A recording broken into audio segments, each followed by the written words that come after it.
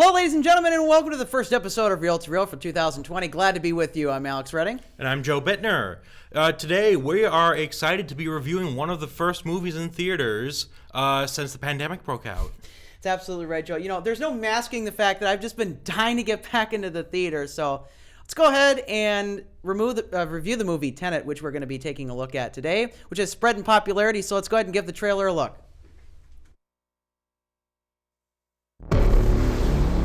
All I have for you is a word. Tenet. It'll open the right doors, some of the wrong ones too.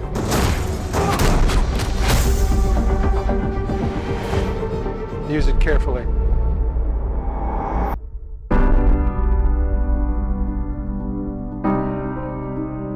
To do what I do, I need some idea of the threat we face.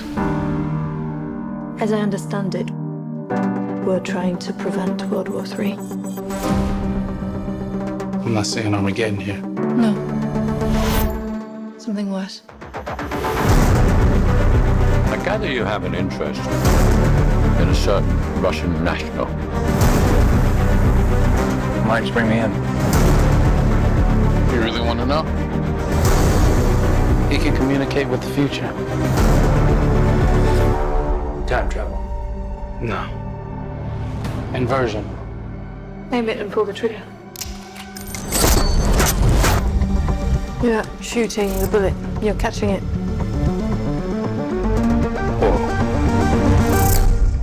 Well, I've seen too much. Well, we'll try and keep up. Your duty transcends national interests. This is about survival. Seems bold. Bold, I'm fine with. I thought you were going to say nuts. This is where our worlds collide. How would you like to die? Old. You chose the wrong profession.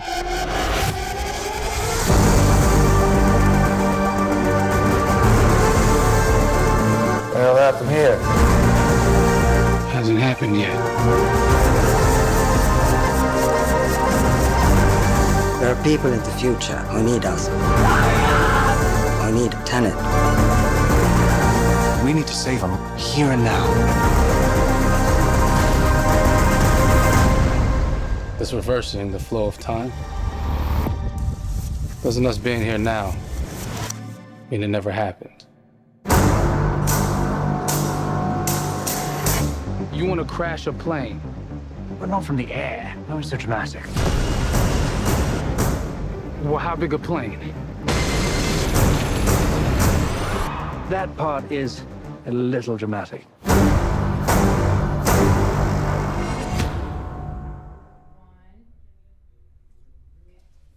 The movie Tenet, spelled the same backwards or forwards, was a perfect choice for the title of the movie, in which time can be inverted.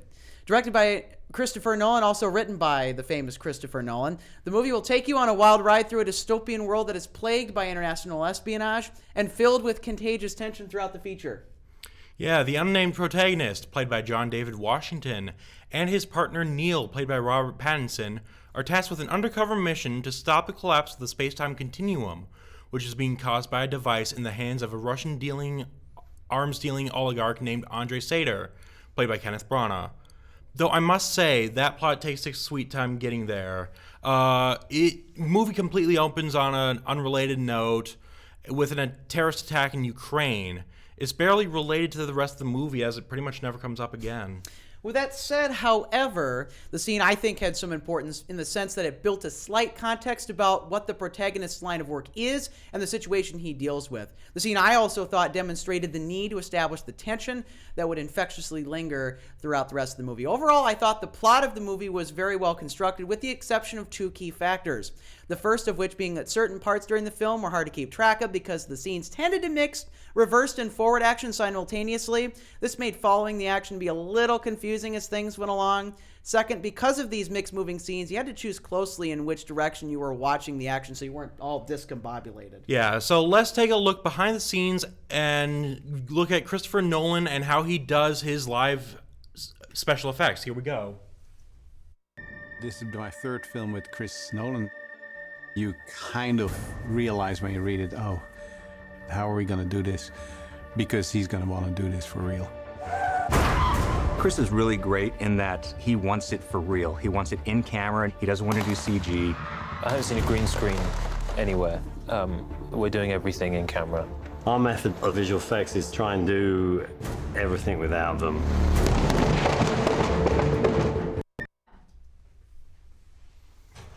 This original production by Christopher Nolan certainly feels like something only he'd do.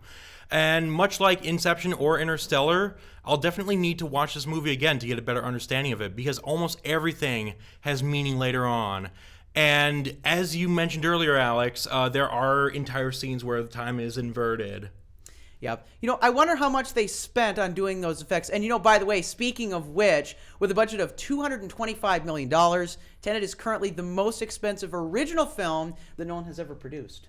Yeah, and by comparison, Inception and Interstellar each had a budget of around $160 million. So definitely a step up from that. All right, and another thing that I thought was a step up was the performance put on by the film's cast of characters. Joe, what were some of the things that you took away from the performance of the actors throughout the film? Oh yeah, well, while they certainly weren't all Leonardo DiCaprio's, I thought that all the performances were sound and solid. Nothing felt forced, and the interactions felt natural. What about you? What do you think? I certainly felt the same way, although at times I thought logic with the decision-making was like, wait, what?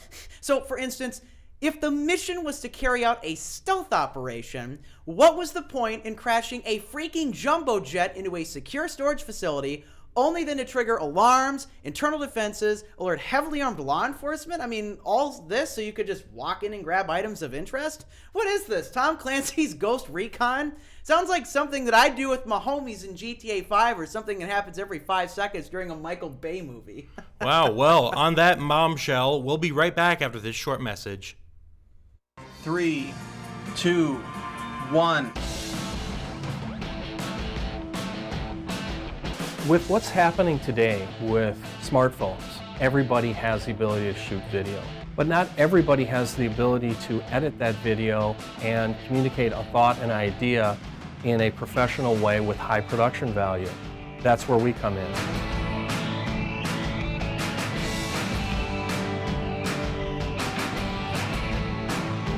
This particular program allows a student to do single cam productions, multicam productions, short films, corporate promos, things like that. So there's a lot of different things that a student can learn in the video production area. What I love here is the practical work that I can learn. It's like a non-pressure environment, and I like that about it. All those things that you're not going to learn unless you do it. You can read about it in a book, but that's not going to help you when you're on set.